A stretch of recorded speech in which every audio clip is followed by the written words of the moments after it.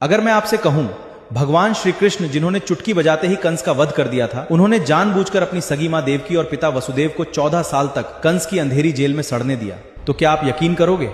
लेकिन हां, आपने बिल्कुल सही सुना। जिस ईश्वर के इशारे पर ब्रह्मांड हिल जाता है, वो 14 सालों तक अपने ही माता पिता की चीखें सुनता रहा और उन्होंने कुछ नहीं किया। आखिर क्यों? अगर ये सुनकर आपके रोंगटे खड़े हो रहे हैं तो असली कहानी तो इसके बाद शुरू होती है। जब मथुरा पर विजय पाने के बाद श्री कृष्ण आखिरकार जेल के दरवाजे खोलकर अपनी मां देवकी के पास पहुंचे, तो मां देवकी की आंखों में खुशी के आंसू तो थे, लेकिन दिल में एक गहरा दर्द और कसक थी। मां देवकी ने श्री कृष्ण का हाथ पकड़ा और बिलखते हुए बोली, तुम तो जगन्नाथ हो, अंतर्यामी हो, सर्वशक्तिमान हो, फिर भी तुमने अपनी मां को 14 सालों तक इस काल कोठरी में तड़पने के लिए क्यों छोड़ दिया? ये सब सुनकर श्री कृष्ण जवाब देते हैं कि हे माता, इस ब्रह्मांड में कोई भी, चाहे वो इंसान हो या स्वयं ईश्वर, कर्म के नियमों से ऊपर नहीं है। याद कीजिए अपना पिछला जन्म। पिछले जन्म में आप माता कैकेयी थी और मैं राम।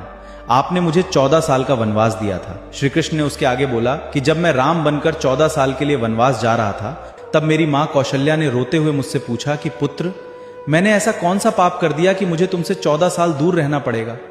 तब मैंने माता कौशल्या को वचन दिया था कि अगले जन्म में आपके ये 14 साल मैं आपको जरूर लौटाऊंगा। इसीलिए हे देवकी, इस जन्म में आप कौशल्या हैं और जो पिछले जन्म में कौशल्या थी वो आज यशोदा हैं आपकी जगह। आपके पिछले जन्म के कर्मों